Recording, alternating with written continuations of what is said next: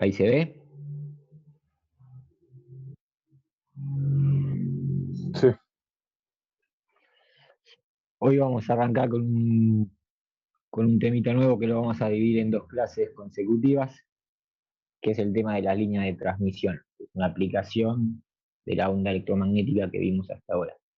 Hasta ahora que vimos de onda electromagnética, cómo se propaga en un medio, en distintos medios, y qué pasaba cuando de un medio pasaba a otro, que había una onda reflejada o transmitida. En la práctica a veces se quiere direccionar la propagación de la onda, que no sea ilimitada en el espacio. Hay dos formas de conducir las ondas electromagnéticas, o por medio de la transmisión radiada, que es el último tema de la materia, que lo vamos a ver dentro de dos clases, que mediante arreglos especiales llamados antenas se puede incluso dirigir en el espacio libre la transmisión de energía electromagnética. Y el otro medio, si esto me arranca, es lo que se llama transmisión guiada o guías de transmisión o guías de onda, que mediante un medio que enlaza la fuente donde yo genero la onda electromagnética y la carga donde yo, digamos, obtengo el resultado o la aplicación o el consumo, mediante un medio que se llama medio de enlace, en este caso línea de transmisión, que transmite la energía electromagnética desde la fuente hasta la carga. Obviamente, como siempre, cuando algo no se entiende, me paran, lo discutimos, o si alguno quiere agregar algo. Básicamente, el circuito equivalente de una onda guiada es un generador donde se genera la onda electromagnética, que puede tener su impedancia interna, digamos, el medio que enlaza la carga con la fuente, que es la vía de transmisión, y específicamente la carga, que puede ser un circuito electrónico, un motor, etc. Depende de la aplicación de lo que yo para qué voy a usar la, la línea de transmisión, es cómo la voy a diseñar.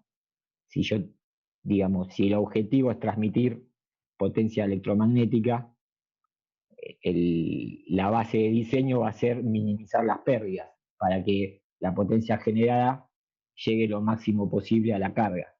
Si en cambio yo quiero transmitir señal, lo que me interesa que la señal llegue lo más fiel posible a la original. Entonces el concepto va a ser de que la potencia en la carga sea la mayor posible. La línea de transmisión se diseña de la misma forma, pero con distintos objetivos. Más adelante lo vamos a... ¿Cómo se clasifican los medios de transmisión o las guías de onda? Fundamentalmente en función de la frecuencia de la onda electromagnética que yo estoy transmitiendo. Para frecuencias bajas, hasta el orden de las decenas de megahertz, el tipo de onda es una onda transversal electromagnética, que es como las que vimos hasta ahora, las ondas planas, son de este tipo. Siempre el campo eléctrico y el campo magnético es transversal a la propagación de la onda, y el medio que se usa para transmitir se conoce como línea de transmisión, que puede ser cable coaxial, línea bifilar, línea trifásica, etc., para bajas frecuencias. A medida que yo subo la frecuencia, ya no se puede mantener el modo transversal electromagnético y, digamos, la transmisión mediante una línea de transmisión deja de ser eficiente y tengo que pasar a otro tipo que se conoce como guía de onda, que son, digamos, elementos conductores, línea de onda conductoras, ¿no? Son elementos conductores que guían dentro de sí a, digamos, la guía de onda es un conductor hueco y la onda electromagnética se transporta dentro del hueco. Esto es, digamos, a medida que aumenta la frecuencia, baja la longitud de onda, ya tengo que pasar de una línea de transmisión convencional a este tipo de línea de transmisión que se conoce como guía de onda, que para el diseño y la respuesta matemática ya no se puede aplicar lo que vamos a ver hoy, sino que hay que resolver las ecuaciones de Maxwell en tres dimensiones. Esto nosotros no lo vamos a ver, la estamos nombrando nada más, y los modos de transmisión pueden ser transversal eléctrico o transversal magnético, nunca ambos. No es posible transmitir en este tipo de, a esta frecuencia, una onda plana, digamos. Y si sigue subiendo la frecuencia y esta guía ya por la atenuación, porque pide eficiencia, ya es imposible transmitir con este medio, tengo que pasar a guías de onda dieléctrica, que son las conocidas fibra óptica, en donde la atenuación es mucho menor y las longitudes que se pueden lograr son, son mucho más amplias que en los otros casos de los medios de enlace. El modo de transmisión es híbrido, digamos, ya no es transversal ni el campo eléctrico ni el campo magnético, y linealmente polarizadas son los modos típicos de transmisión de este tipo de medio de enlace, que tampoco lo vamos a ver. Nosotros nos vamos a enfocar en la parte más baja del espectro, lo que le vamos a llamar línea de transmisión, y su modo de transmisión es transversal electromagnético, o sea, una onda plana como vimos hasta ahora. Bueno, las aplicaciones de la línea de transmisión son para transmitir energía o señal. Estas son fotitos de guías de onda que se usa para radiocomunicación, y las guías de ondas dieléctricas o fibras ópticas se usan cuando la frecuencia es muy alta y es mucho más eficiente que cualquier otro medio de transmisión. Habíamos visto que cuando las tres dimensiones del sistema es mucho menor a la mínima longitud de onda del espectro, puede usar la aproximación cuasiestática o cuasiestacionaria. Son válidas las leyes de la teoría de circuitos. Siempre que hablamos de teoría de circuitos, es cuando puedo usar la aproximación cuasiestática, ¿no? El modelo son de parámetros concentrados, resistores, capacitores, inductores. Ya si una de las dimensiones no cumple con la condición cuasiestática, lo que puedo hacer es una cascada de elementos de diferencial de longitud que sí cumplen, cada elemento por sí solo cumple con la condición cuasiestacionaria, y uso como una cascada de estos elementos uno atrás del otro, en donde cada elemento por sí cumple la condición cuasiestacionaria. Tengo que hablar de un circuito equivalente, y ya no puedo usar parámetros concentrados, sino que los parámetros están distribuidos en todo lo largo de la línea de transmisión. Este es el modelo que vamos a ver hoy, o vamos a empezar a ver hoy, y vamos a continuar la clase que viene. Como aplicaciones son las líneas de transmisión tanto de energía como de comunicaciones. El ingeniero electricista se enfoca básicamente en la línea de transmisión, pero también dentro de sus actividades reservadas está la transmisión de energía en cualquier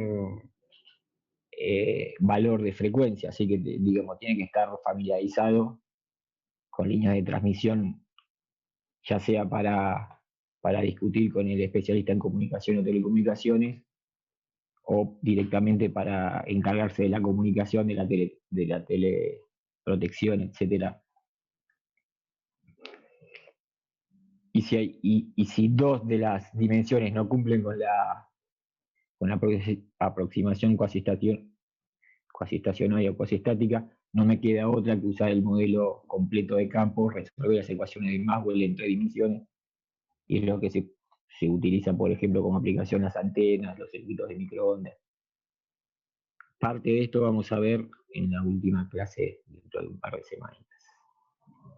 Entonces nosotros vamos a enfocar hoy en este tipo de modelo, donde una sola de las dimensiones de mi sistema no cumple la condición cuasitacionaria, pero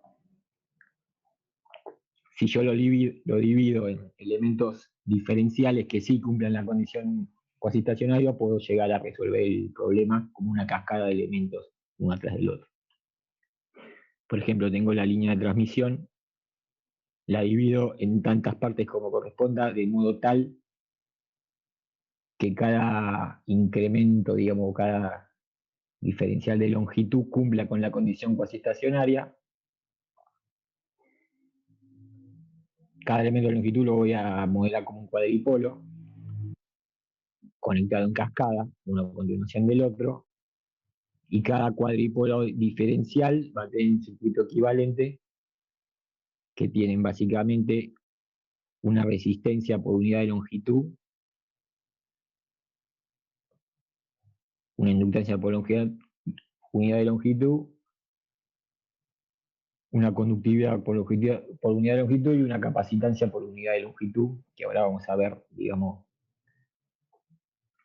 cómo puedo calcular o determinar estos parámetros que son los conocidos parámetros de la línea. Cada línea, estos parámetros dependen de la geometría de la línea y de los materiales involucrados, tanto de conductores como dieléctricos circundantes. Yo para un diseño específico puedo calcular o determinar estos parámetros por unidad de longitud que me determinan cómo va a funcionar la línea y qué ecuaciones van a cumplir. Para determinar la ecuación, digamos, que resuelve este tipo de modelo, vamos a empezar planteando las leyes de Kirchhoff a la malla ABCD, recorro esta malla, digamos, la diferencia entre la entrada y la salida va a ser la caída en el elemento resistivo, fíjense que está dado por, por diferencia de longitud, y la fe inducida en el elemento inductivo. Acuérdense que al poder aplicar la condición cuasi estacionaria puedo usar la teoría del circuito y puedo usar la teoría de reactancias, que solo es válida en aproximación cuasi estacionaria, no así en el modelo más general de Mauer. Pasando al límite, cuando digamos, la longitud de cada elemento tiende a cero, obtengo la primera ecuación que me relaciona. La tensión ahora va a depender tanto del tiempo como de la ubicación en la línea. Fíjese que depende, Z es la coordenada que no cumple la condición cuasi estacionaria en todo el sistema, ¿no? Fíjense que va a variar tanto por el tiempo y su ubicación en la línea, y va a ser en función de los parámetros en serie de la línea y de la corriente, que también va a variar a lo largo de la línea y obviamente con respecto al tiempo. La otra ecuación la saco con la segunda ley de Kirchhoff o la ley de nodos, hago nodos en n, también paso al límite y obtengo la segunda ecuación, que me relaciona la corriente en cada punto de la línea y en cada instante del tiempo con la tensión, su derivada respecto al tiempo y los parámetros característicos de la línea. Esta es una representación, por ejemplo, una línea genérica. Siempre que hablamos de línea de transmisión, hablamos de dos conductores, en uno va la corriente y en el otro vuelve, se van induciendo cargas enfrentadas a lo largo de la longitud de la línea, me van a provocar en azul el campo eléctrico, en rojo el campo magnético. Si calculamos el vector de Poynting, vemos que en verde sería la dirección del vector de Poynting, que me da cómo se desplaza la energía, que como ya vimos en la clase pasada, se transmite por el dieléctrico y no por los conductores. Siempre en este caso desde la fuente hasta la carga, ¿no? Hay una representación, por ejemplo, de una línea bifilar, donde están representando el campo eléctrico y el campo magnético. Fíjense que para cada plano perpendicular a la línea tiene, obviamente, digamos, es simétrica respecto a planos transversales, lo que me genera una onda plana, aunque no uniforme como las que vimos hasta ahora. Se acuerda que las ondas planas que manejamos nosotros, para un frente de onda, el valor del campo eléctrico era igual en todo el plano frente de onda, igual que el campo magnético en este caso. Existe el frente de onda es plano, pero los valores de E y H no son uniformes en todo el frente de onda, sino que van a variar. Para este caso es mucho más conveniente pasar de los campos eléctrico y magnético a los escalares tensión y corriente. Sabemos que es, digamos, las que se van a inducir en las líneas. ¿Cómo se determina el circuito ese equivalente que planteamos de entrada? Precisamente con la aplicación de la teoría de campos. Por ejemplo, acá tengo una línea bifilar, acá una línea coaxil, resolviendo la ecuación de Faraday en esta superficie que está separada de un diferencial de longitud, y en estos volúmenes, digamos, resolviendo la ecuación de Maxwell-Ampère, llego a las ecuaciones que vimos anteriormente, que son llamadas las ecuaciones del telegrafista, que fueron determinadas por Kirchhoff. Básicamente la teoría de las líneas de transmisión fue desarrollada prácticamente por todos los ingenieros electricistas: Kirchhoff, Heaviside, Thomson, Kennedy. Después, obviamente, los electrónicos encontraron otras aplicaciones para la transmisión de señales, pero básicamente la teoría fue. Estas son las dos ecuaciones que se cumplen simultáneamente. Fíjense que son ecuaciones diferenciales en derivadas parciales, acopladas, el acoplamiento entre la tensión y la corriente, pero escalares, lo que facilita, a diferencia de las ecuaciones de Maxwell, que son vectoriales, digamos, es más fácil la solución de este tipo de ecuaciones que las de Maxwell. ¿Qué significa cada parámetro característico de la línea? Bueno, la resistencia por unidad de longitud se refiere a la resistencia por unidad de longitud de los conductores. Depende de la geometría y del material, la conductividad del material conductor. Mientras que G, que es depende de la conductividad del medio dieléctrico, obviamente de la geometría, pero está referida al medio dieléctrico. Está el conductor, G al medio dieléctrico. La capacidad es la capacidad entre ambos conductores, y la inductancia por unidad de longitud es la inductancia interna de los conductores más la inductancia externa, o sea que tiene parte que depende del conductor y parte que depende del dieléctrico. Básicamente la inductancia interna suele ser mucho más chica que la inductancia externa en la mayoría de las aplicaciones, y a veces puede despreciarse, pero normalmente el término de inductancia por unidad de longitud tiene en cuenta tanto la inductancia interna del conductor como la externa entre ambos conductores. Para cada tipo de línea es un valor característico, digamos.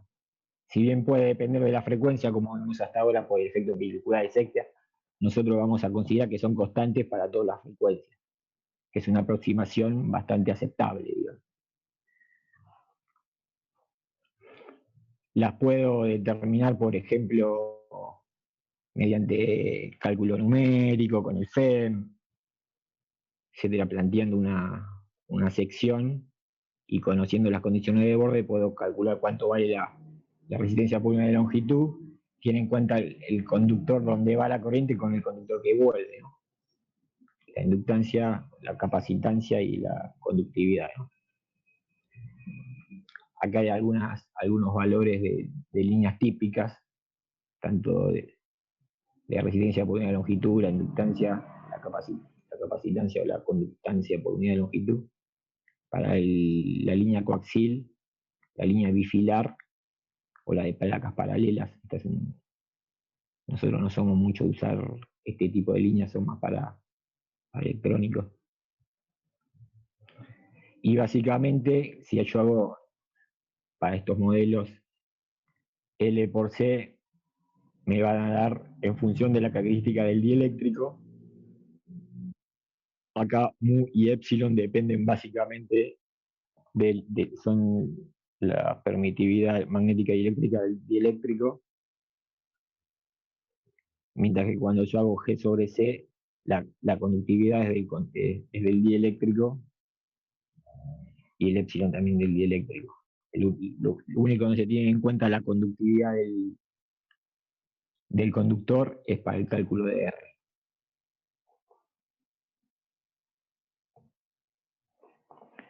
Entonces, volviendo a la ecuación del telegrafista, si yo derivo estas ecuaciones otra vez respecto a Z para eliminar, para desacoplar, digamos, el potencial de la corriente, obtengo una ecuación de este tipo, ¿no? Derivo esta y reemplazo la derivada de B respecto a Z por esto, me queda una. Fíjense que este término es igual al término de una onda. Ahora ya no está ni igualada a cero, ni digamos, aparece un término que depende de la corriente y un término que depende de la derivada temporal de la corriente. Normalmente este tipo de ecuación diferencial no existe una solución para una excitación genérica, digamos. Pero sí es conocida la solución para excitaciones senoidales o armónicas, que es la que más se usa en la práctica.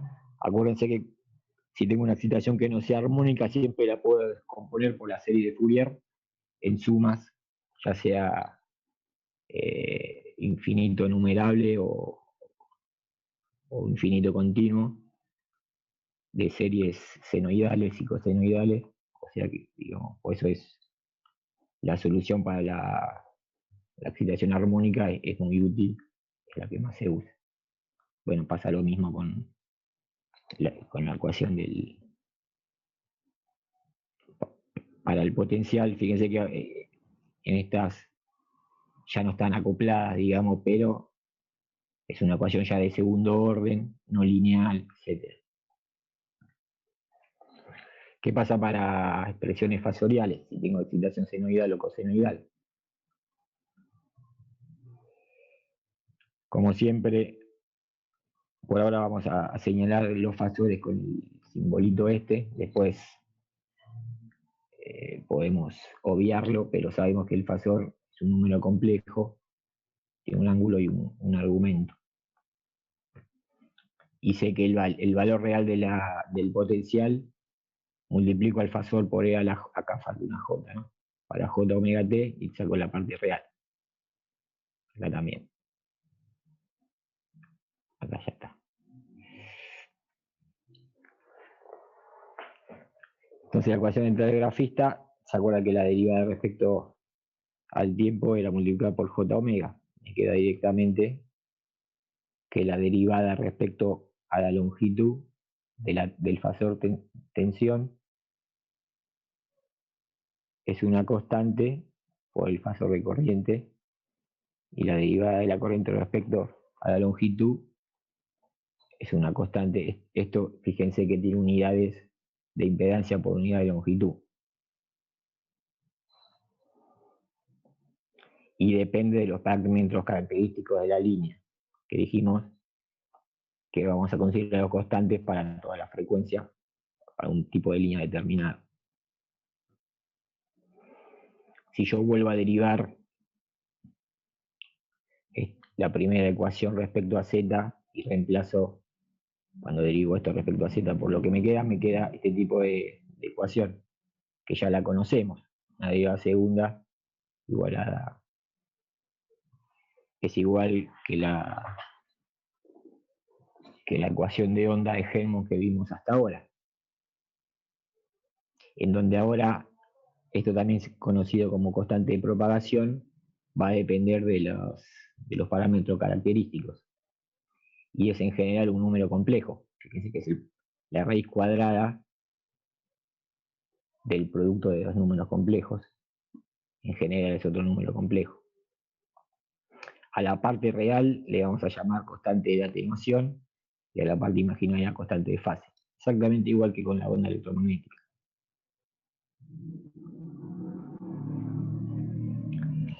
Esto también ya lo habíamos visto.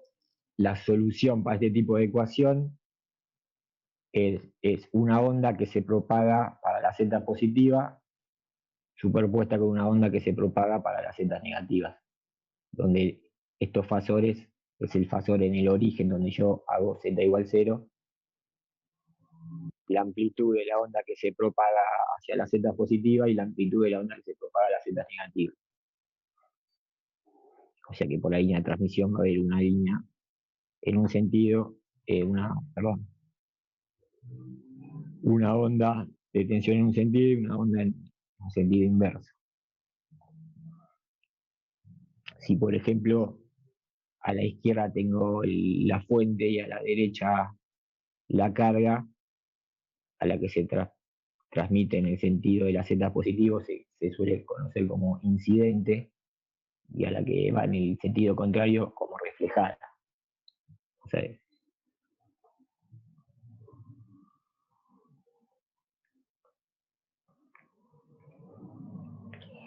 ¿qué me está diciendo esta constante de atenuación? Igual que en la onda electromagnética, ¿qué va a pasar con la amplitud de la tensión a medida que yo, si esto es distinto de cero, ¿no?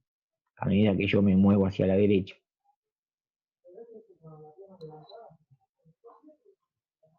Disminuye, se va atenuando.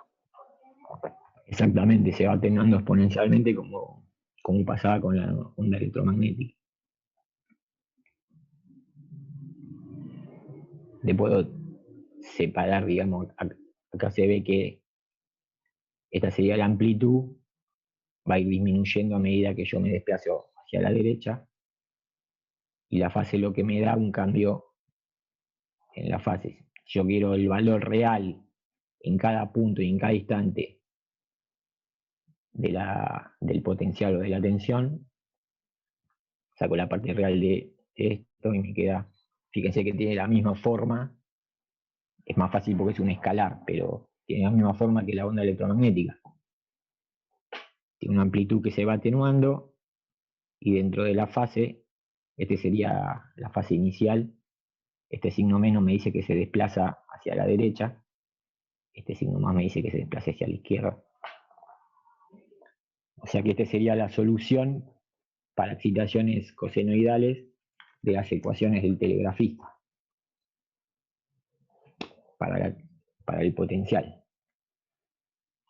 Bueno, acá es una representación, por ejemplo, siempre fíjense que la onda se atenúa en sentido de la propagación. Cuando va hacia la derecha se atenúa hacia la derecha, cuando va hacia la izquierda se atenúa hacia la izquierda.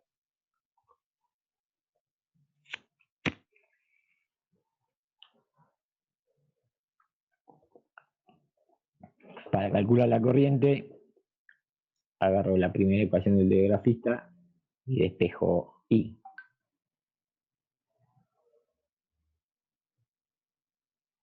No sé qué pasó ahí, sonó algo.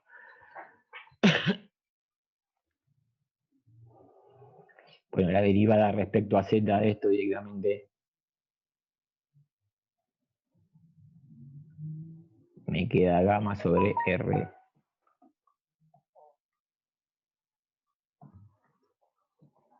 A ver, disculpen un momentito.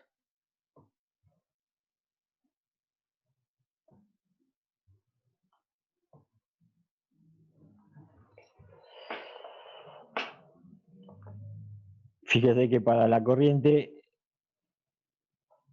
la que se desplaza hacia la izquierda o la reflejada, llamémosle, cambia de signo, obviamente para respetar que se mueve hacia la izquierda, ¿no? Y es proporcional a la solución del potencial, y esa razón de proporcionalidad es lo que se llama impedancia característica de la línea, que es directamente la amplitud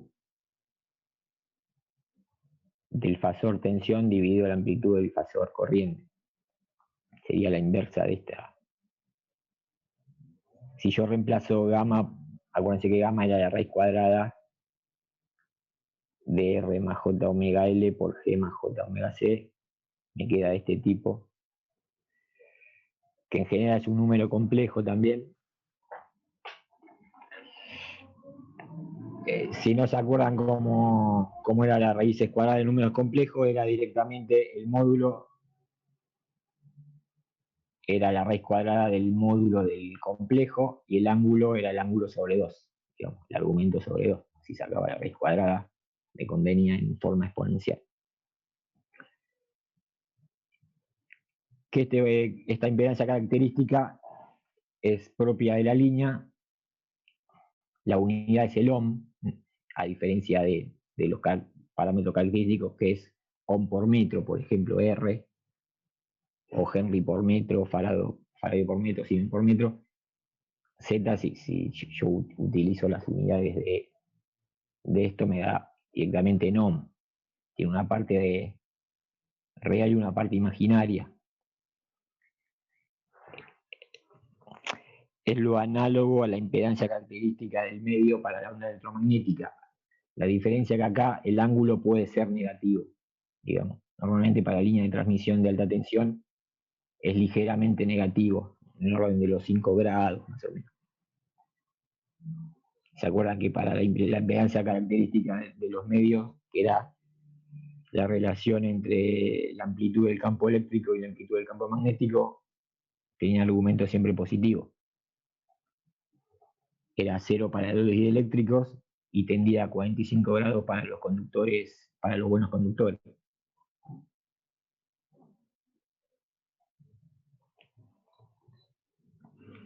Y esta es propia de la línea de transmisión, aunque depende de la frecuencia. Fíjese que para distintas frecuencias, yo hago variar omega, puede cambiar la impedancia característica. Dijimos que tiene una parte real y una parte imaginaria. Y en este caso, para calcular la corriente, es el fasor de tensión dividido en impedancia característica con la onda que se propaga en el sentido hacia la izquierda, digamos, tiene el signo cambiado. Igual que pasaba con el campo magnético y el campo eléctrico en la onda electromagnética plana. Si yo lo multiplico por E a la J omega t y le saco la parte real, obtengo el valor instantáneo en cada punto de la línea de transmisión.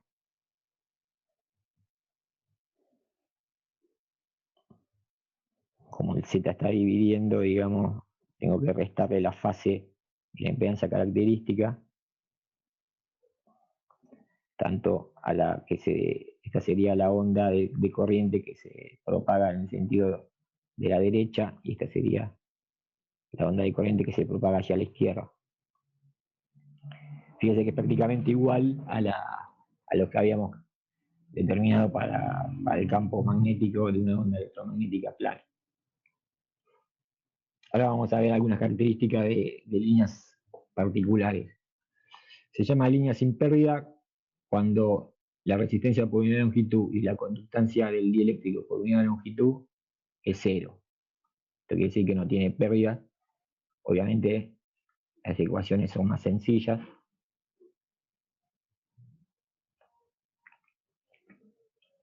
Y sí, fíjense que las ecuaciones son exactamente iguales a una onda plana en el vacío, o a cada componente, perdón, de la onda plana en el vacío. Parece que la onda es una función vectorial. ¿Qué sería este término L por C? ¿Qué me da de la onda?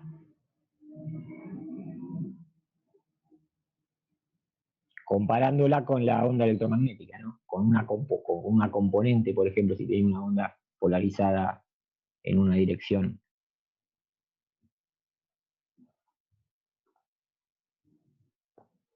¿Se acuerda que era este término?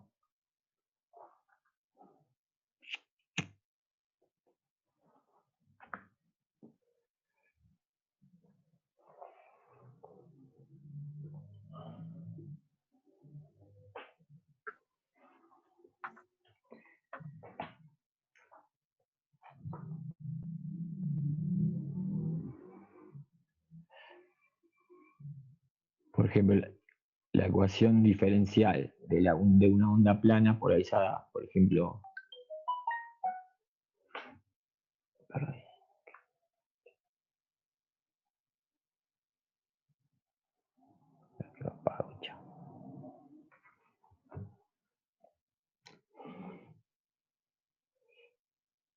el término que acompaña acá la derivada segunda del tiempo era la inversa de la velocidad al cuadrado, la velocidad de propagación al cuadrado, ¿se acuerdan? Sí, el gamma, ¿no?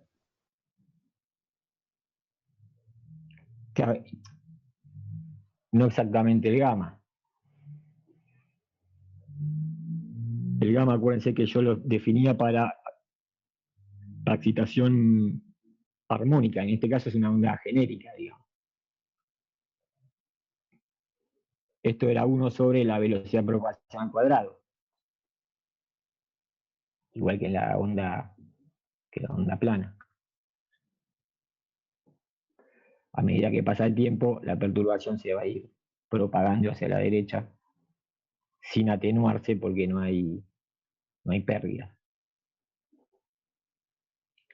Ahora sí, para excitaciones armónicas aparecería, esto sería el gamma al cuadrado, menos esto sería el gamma al cuadrado, ¿se entiende? En este caso gamma es imaginario puro, porque si menos esto es gamma al cuadrado, me queda directamente que fíjese que gamma depende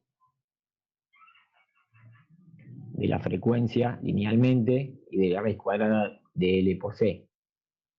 No tiene constante de atenuación y la constante de fase es lineal con la frecuencia. Es lo análogo a un dieléctrico perfecto, a la propagación de una onda electromagnética en un dieléctrico perfecto. Como la velocidad de propagación es siempre omega sobre beta, fíjese que la velocidad de propagación no depende de la frecuencia. Eso es algo muy importante porque cuando no depende de la frecuencia dijimos que no hay distorsión. Si yo tengo una sumatoria de senoidales, todas se van a mover a la misma velocidad y va a tener la misma forma en el origen que en el final. Eso es algo deseable cuando yo transmito señales.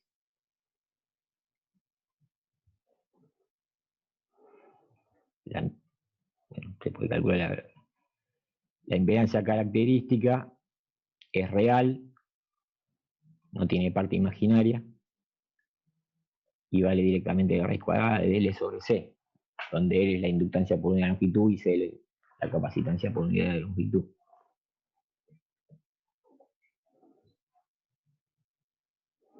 Fíjese que la velocidad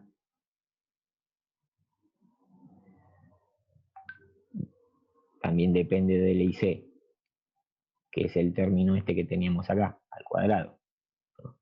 Un poquito para atrás. Esto sería 1 menos la velocidad de propagación al cuadrado. Para la línea sin pérdida. Cuando las pérdidas son pequeñas, a veces se puede aproximar a una línea sin pérdida porque fíjense que las ecuaciones son mucho más sencillas.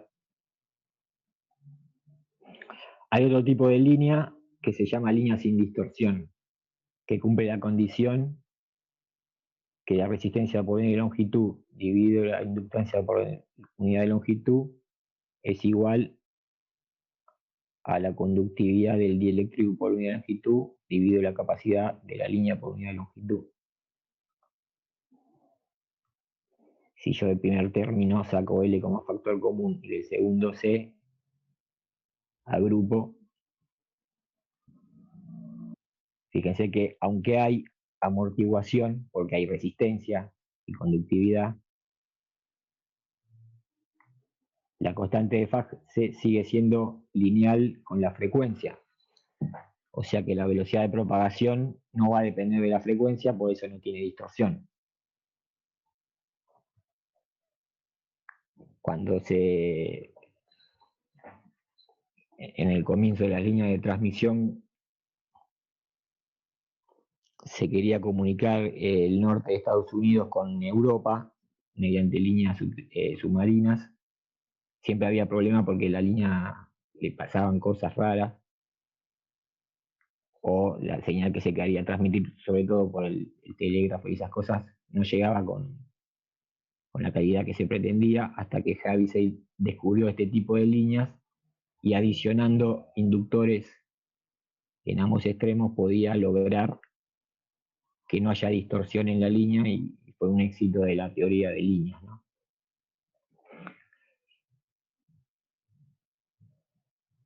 La impedancia característica de la línea también es real y vale igual que una línea sin pérdidas, L sobre C, raíz cuadrada, aunque sí hay atenuación. ¿Qué quiere decir esto?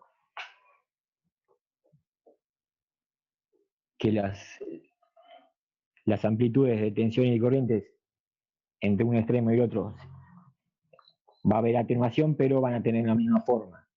Si la excitación es una sumatoria de senoidales o cosenoidales.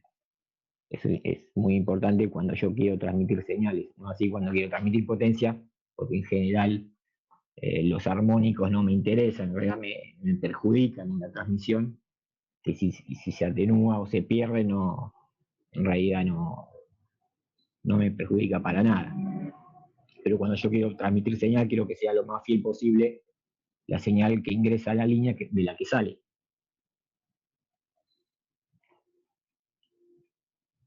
O sea que cuando impedancia característica es real, puede ser sin pérdida o sin distorsión. Si tiene constante de atenuación, sabemos que no es sin pérdida, digamos. Es entonces sin distorsión. ¿Hasta acá alguna duda, algún comentario?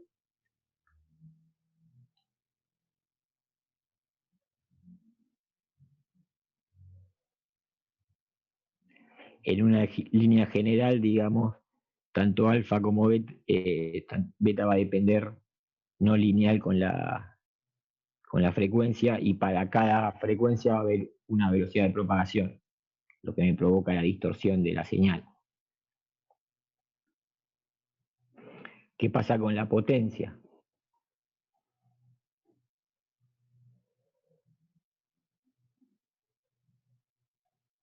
Vamos a suponer que solo existe la señal o la perturbación que se propaga hacia la derecha. La potencia, como siempre, la potencia media, digamos, como calculamos hasta ahora, es un medio de la parte real del fasor tensión por el conjugado del fasor corriente. Esto es igual que en la teoría de circuitos. Si yo reemplazo por lo que tengo acá arriba, me queda que la potencia se atenúa exponencialmente con el doble de veces que los fasores de tensión y corriente.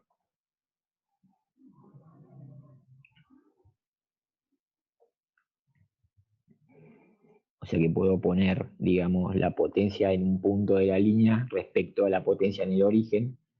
Fíjense que a medida que yo me desplazo hacia la derecha, la potencia va a disminuir mucho más rápidamente que la corriente y la tensión, porque es el producto de ambas, ¿no?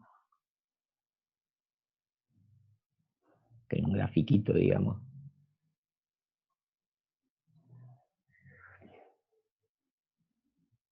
O sea que decae con el ritmo exponencial doble respecto a la tensión o a la corriente.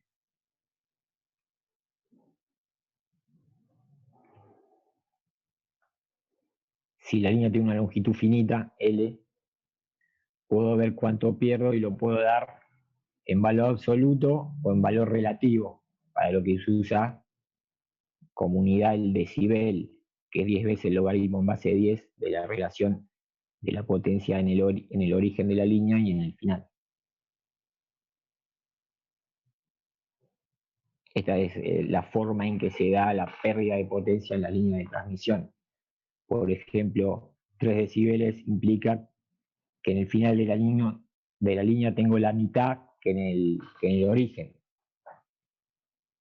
Porque cuando hago esta cuenta, me da 2, ¿no?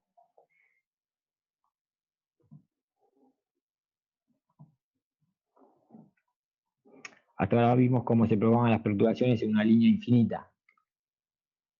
Obviamente en la práctica no se da nunca, una línea infinita no tiene sentido. Yo construyo la línea para conectar el generador con la carga.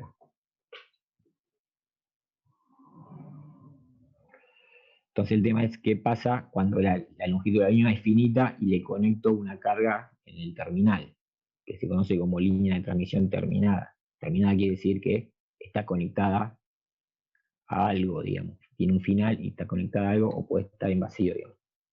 Eso depende de cómo esté, cómo se explote la línea, ¿no?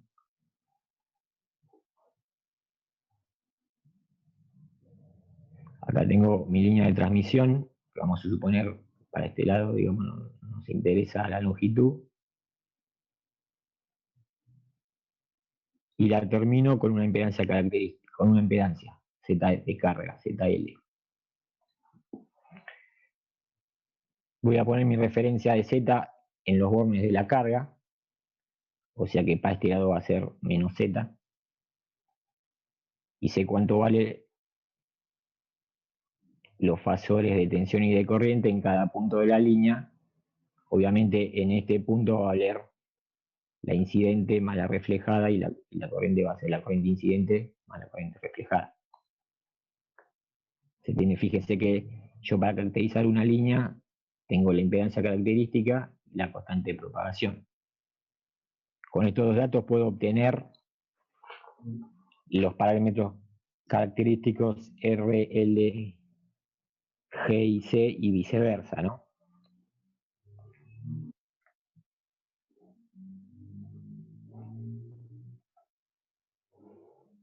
¿Qué pasa al final de la línea? En la condición de borde, digamos.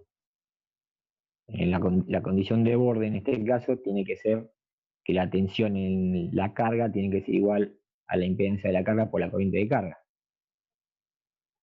Ya acuérdense que en la línea uso parámetros distribuidos y en la carga puedo usar parámetros concentrados,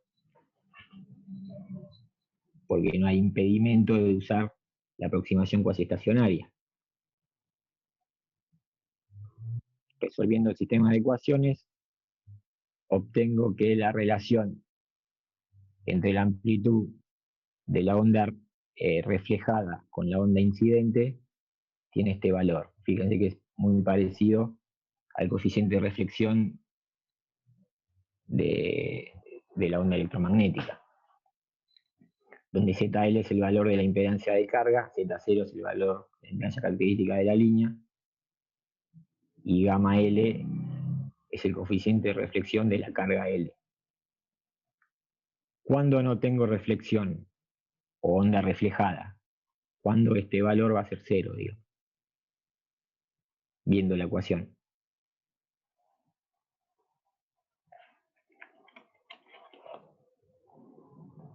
Cuando ZL es igual a ZZ. Exactamente. Cuando ZL es igual a Z0 se dice que la línea está adaptada a la carga. Y me evito la onda reflejada. Eso es bueno porque el reflejo de la onda se lleva una potencia que la tiene que generar el generador, pero no lo usa la carga. ¿Se entiende? Siempre la existencia de ondas reflejadas es perjudicial. No sé qué sonó por ahí.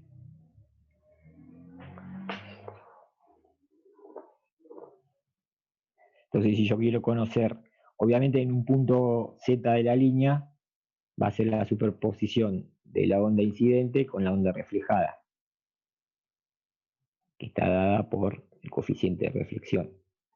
Y en la corriente lo mismo, lo único que está dividido por la impedancia característica del medio, de la línea, y cambia el signo del coeficiente de reflexión. Siempre el coeficiente de reflexión está dado para las tensiones. ¿Entre qué valores extremos puedo variar ZL?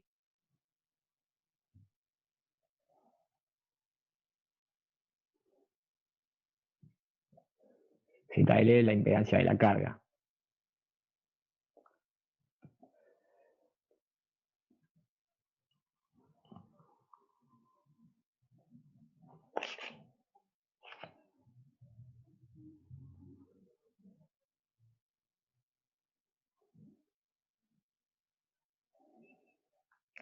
Por ejemplo, si está en cortocircuito, ¿cuánto vale ZL? 0. 0. Y el coeficiente de reflexión en ese caso,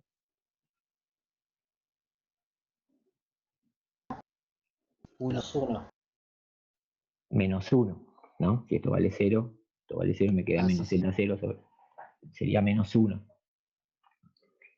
Y si la corriente, y si la línea está en vacío,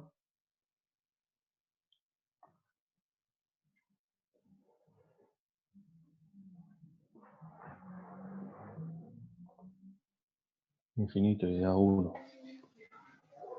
claro, ZL sería infinito. Cuando divido y multiplico ambos arriba y abajo por ZL, me queda 1, este coeficiente. O sea que, en general, para un valor cualquiera es un número complejo, porque tanto ZL como Z0 pueden ser números complejos. Para las líneas, digamos, sin pérdida o sin distorsión, Z0 es un número real, pero la carga yo le puedo conectar la carga que se me ocurra. Circuito RL, circuito LC, RLC, lo que se me ocurra, digamos. Si la carga es resistiva pura y la línea es sin pérdida o sin distorsión, el coeficiente de reflexión va a ser un número real, no va a tener parte imaginaria, pero en general puede tener parte imaginaria. ¿En qué influye la parte imaginaria? Obviamente, expresándolo en forma exponencial me va a provocar un cambio en la fase. El módulo, digamos, esto lo puedo expresar como el módulo por E a la J phi, phi gamma, me va a provocar un cambio en la fase de la onda reflejada. Fíjense que si dijimos que si está en cortocircuito, esto vale menos 1, y obviamente en la carga tengo tensión 0, que es el cortocircuito, pero la corriente se me duplica. Y si la línea está en vacío, la tensión en la carga es el doble que la incidente. La corriente, obviamente, si está en vacío, en la carga es 0. O sea que acá no es tan fácil determinar cuáles son los valores de tensión y corriente a lo largo de la línea para distintas condiciones de carga, digamos.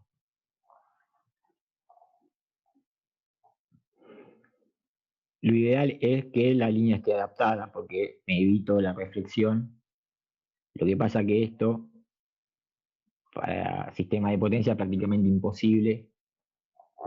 No tiene sentido, digamos, construir líneas de transmisión de este tipo, porque lo que uno busca es maximizar el rendimiento de la línea, o sea, que pierda lo menos posible. ¿Qué pasa con la potencia? Lógicamente, el generador va a generar una potencia incidente, parte va a ser absorbida por la carga y parte va a ser reflejada.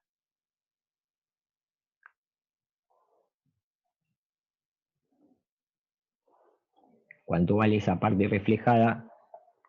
Es el módulo del coeficiente al cuadrado por la potencia incidente.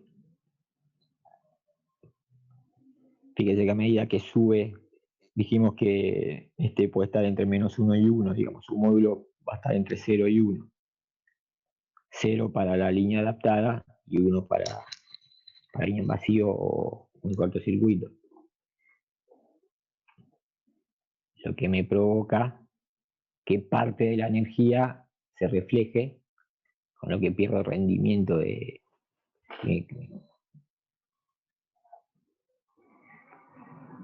¿cuál es la potencia transmitida o disipada por la carga? Es directamente la incidente menos la reflejada.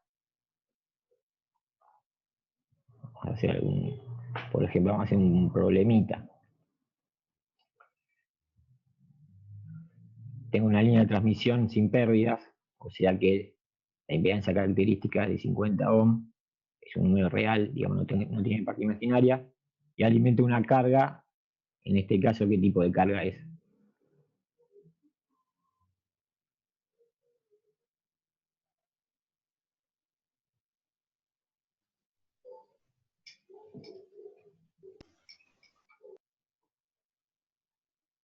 Capacitiva. Claro, resistiva, capacitiva, digamos, tiene parte resistiva y parte capacitiva. Me doy cuenta por el signo menos. Y el generador, digamos, me alimenta con 100 miliwatts. Obviamente, si la línea no tiene pérdidas, los 100 miliwatts que entran en el origen van a llegar hasta la carga, pero habría que determinar qué potencia en realidad utiliza la carga. ¿Cómo lo puedo calcular?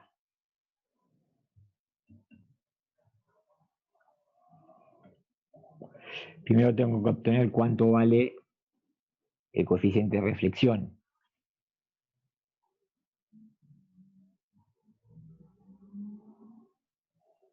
Cuando yo obtenga el coeficiente de reflexión, calculo el módulo, lo elevo al cuadrado y sé, si lo multiplico por la potencia de incidencia, tengo la potencia reflejada. La diferencia me va a dar la potencia absorbida por la carga, ¿no?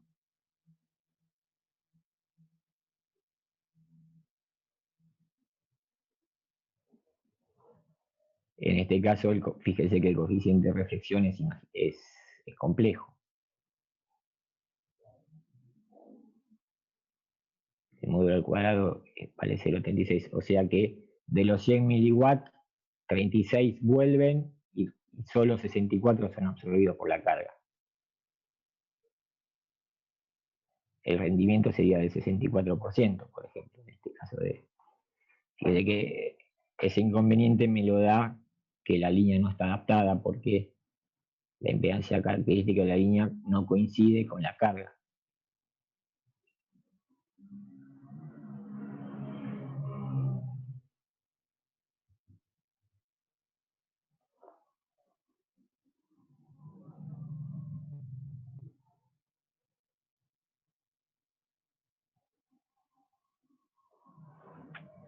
Igual que en la onda electromagnética, cuando tengo la superposición de una onda incidente y una reflejada, se me va a provocar un patrón de onda estacionaria, igual que vimos la vez pasada, ¿se acuerdan? Que es la superposición de la onda incidente con la reflejada. Después vamos a ver alguna simulación. Fíjense que cuando la línea es sin pérdida, la constante de propagación es directamente imaginaria pura, vale B, y obtengo la constante de fase nada más. No tiene constante de atenuación, porque no tiene pérdida.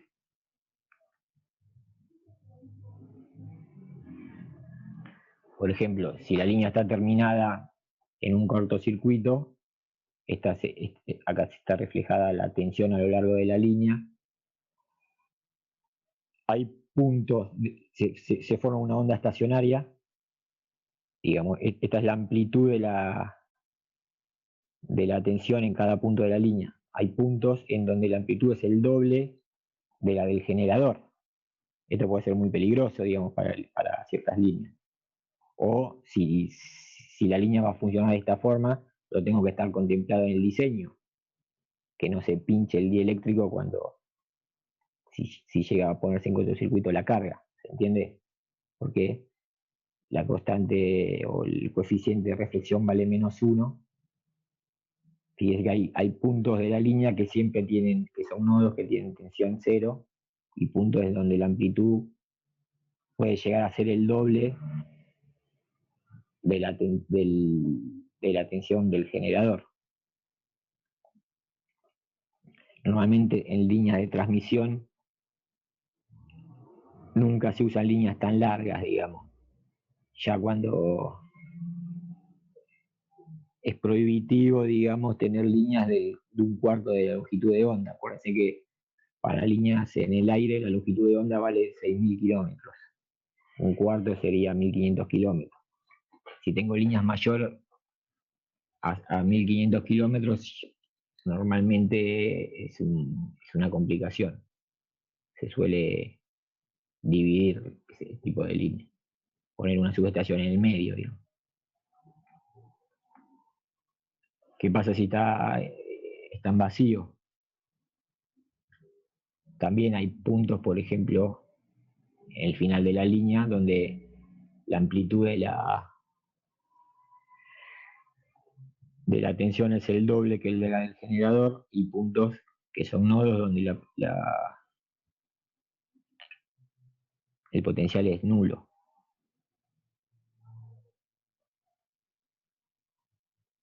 Para una línea adaptada no hay variación del potencial a lo largo de la línea. Esta sería una condición ideal.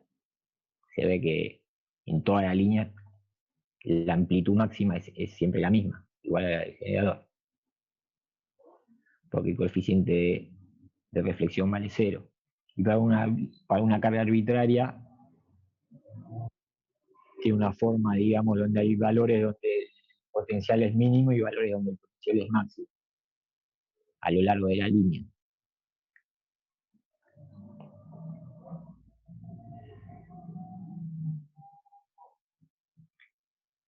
Los máximos y los mínimos están separados la mitad de la longitud de onda.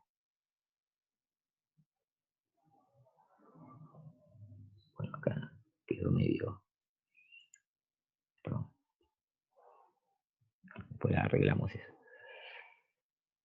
Obviamente para la corriente pasa exactamente lo contrario, donde el potencial es máximo, la corriente es mínima y viceversa, y también se genera un patrón de onda estacionaria. Que la forma de este patrón depende de la impedancia de carga, ¿no? Y obviamente de la impedancia de la línea.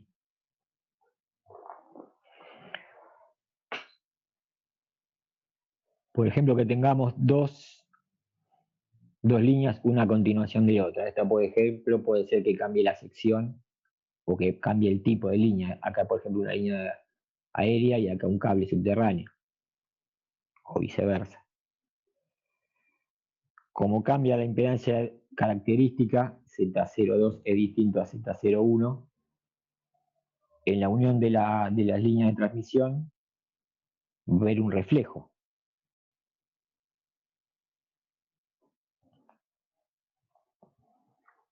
¿Cómo lo puedo calcular? Mediante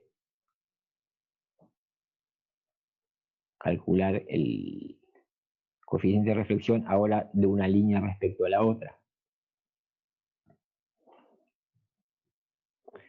¿Se acuerdan que si la línea está terminada en su impedancia característica no hay reflejo? O sea que yo puedo reemplazar a la línea semi-infinita de la derecha cerrándola en un punto arbitrario con una impedancia igual a su impedancia característica. Como este punto es arbitrario, lo puedo poner directamente en donde termina la otra línea y obtengo el coeficiente de reflexión. En este caso va a ser la diferencia entre las impedancias características de las dos líneas dividido su suma y el coeficiente de transmisión, o sea, la tensión que se transmite en la línea 2, como va a ser de este tipo. ¿Se entiende cómo se resuelve cuando tengo líneas en serie de distintas características?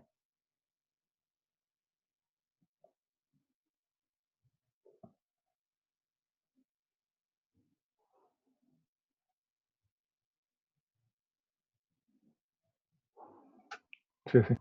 Vamos a ver.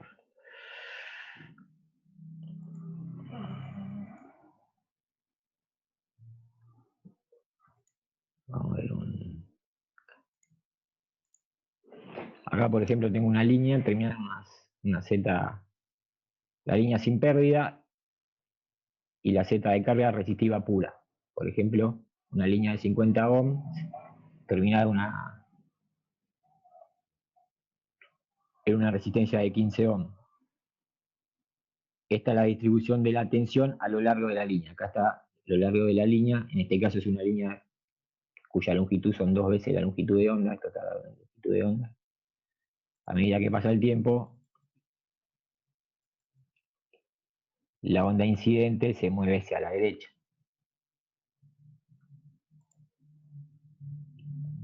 El coeficiente de transmisión, de reflexión de la carga es siempre ZL menos Z0 sobre ZL más Z0, en este caso es casi medio.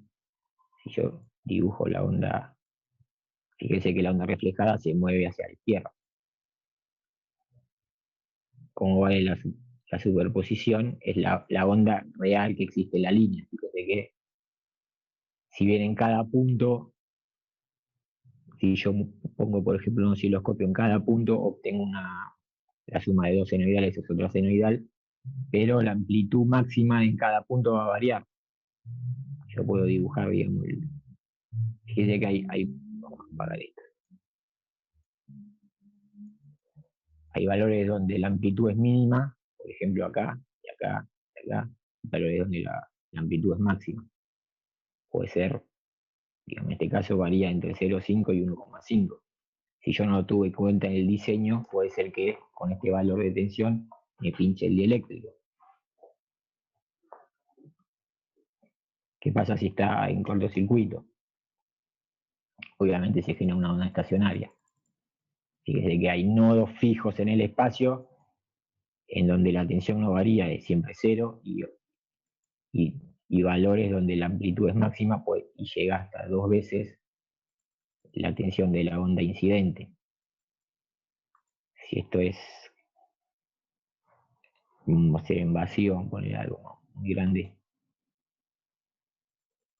Para el vacío también se genera otra onda estacionaria. Ahora el valor máximo se da en el final de la línea y cada medio amplitud de onda para un valor cualquiera, 15. ¿Qué pasa si la de carga es igual a la impedancia característica de la línea? Obviamente no tengo reflejo y la amplitud es igual en todos los puntos de la línea. Si la línea tuviera atenuación, esto tendría una pendiente exponencial, digamos, de decaimiento, pero básicamente es del mismo tipo de...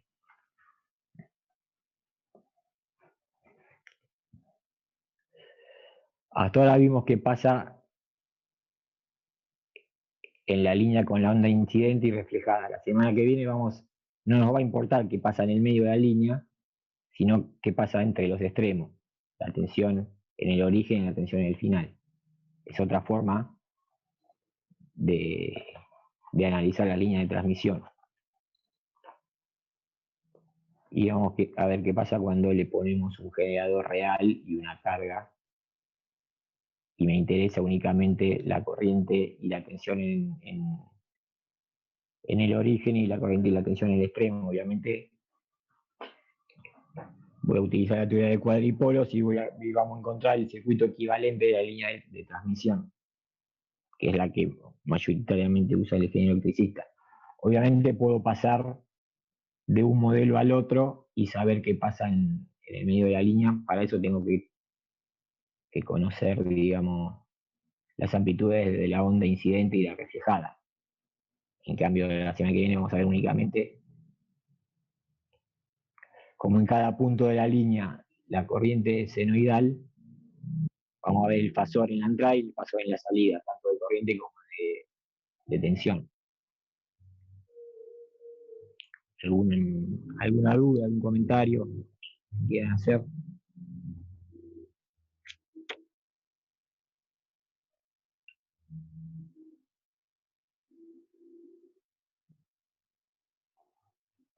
Sí, alimento con corriente continua, transmito corriente continua. Sí. Ya me estoy mareando, pero ¿tendríamos el mismo efecto? No.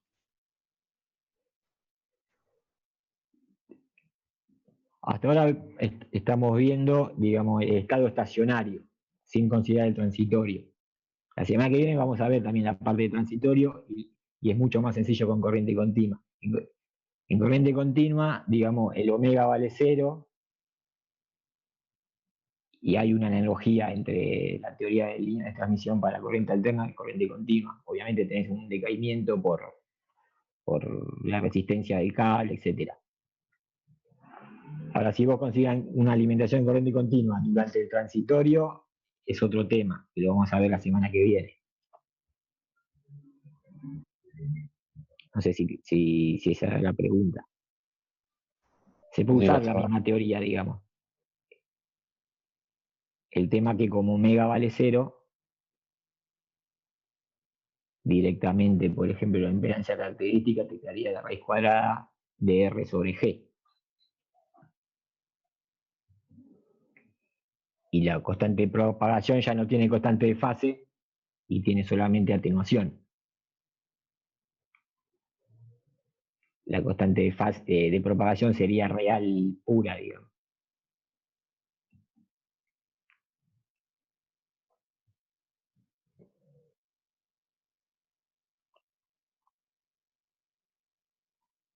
Para la transmisión, estás hablando, digamos, en muy alta tensión.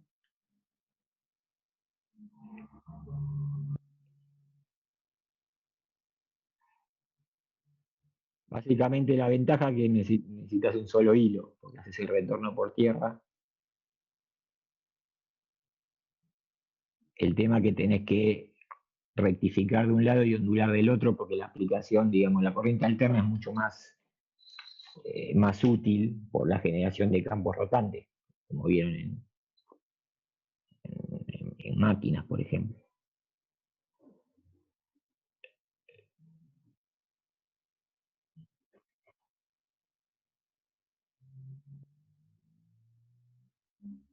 Cuando se sube mucho la tensión, se utiliza básicamente porque puedes transmitirla con un solo hilo, digamos, y haces el retorno por tierra.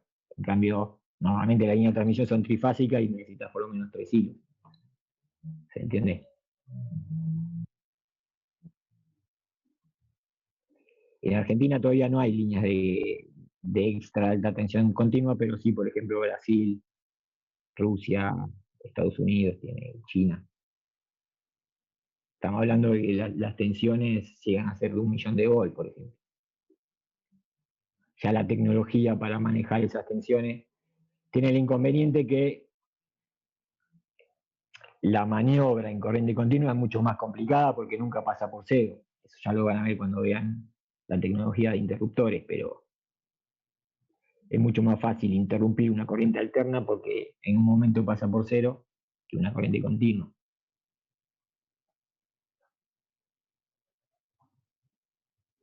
Otra de las ventajas que hace corriente continua, no hay variación, digamos, no hay campo magnético variable y no hay radiación o pérdida por radiación de la línea.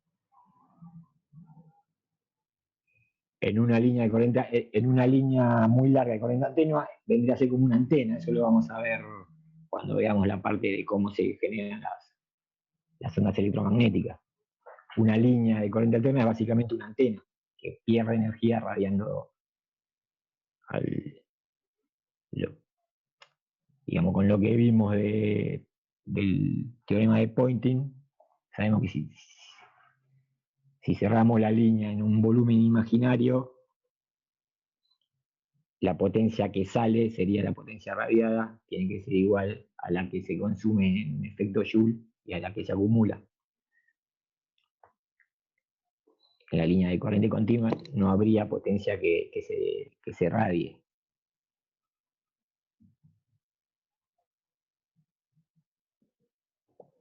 Muchas veces se transforma una línea alterna en corriente continua.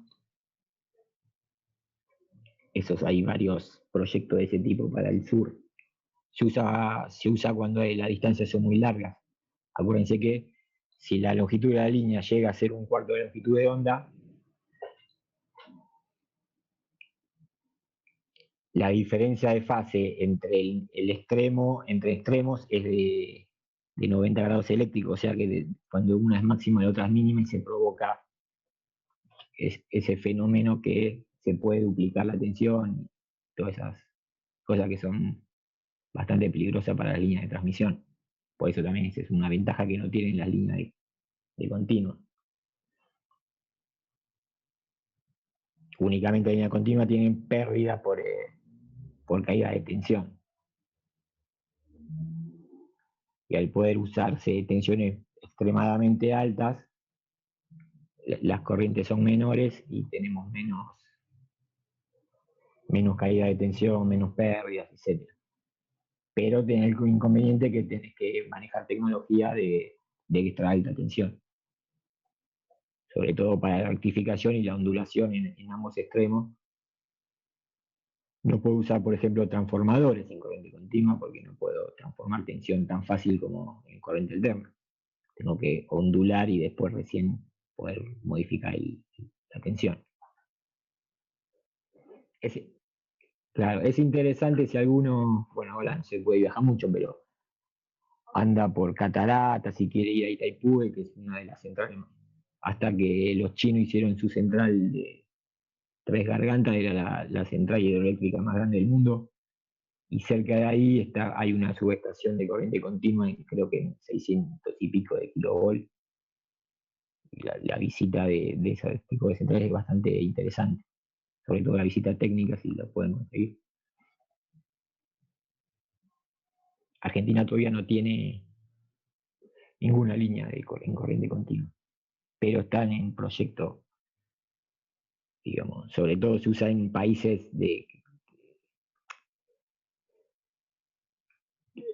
grandes, digamos, geográficamente, donde las distancias son importantes, ya empieza a tener importancia para líneas cortas, no tiene sentido pasar a corriente continua.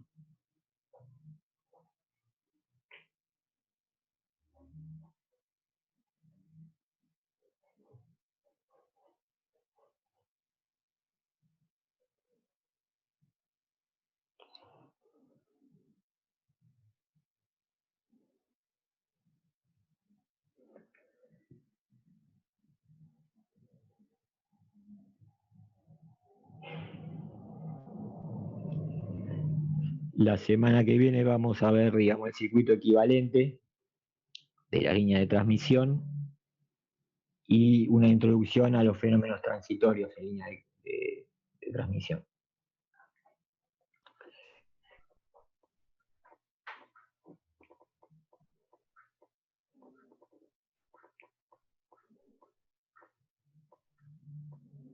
Profe, la presentación la sube al campus después. Sí, sí, sí.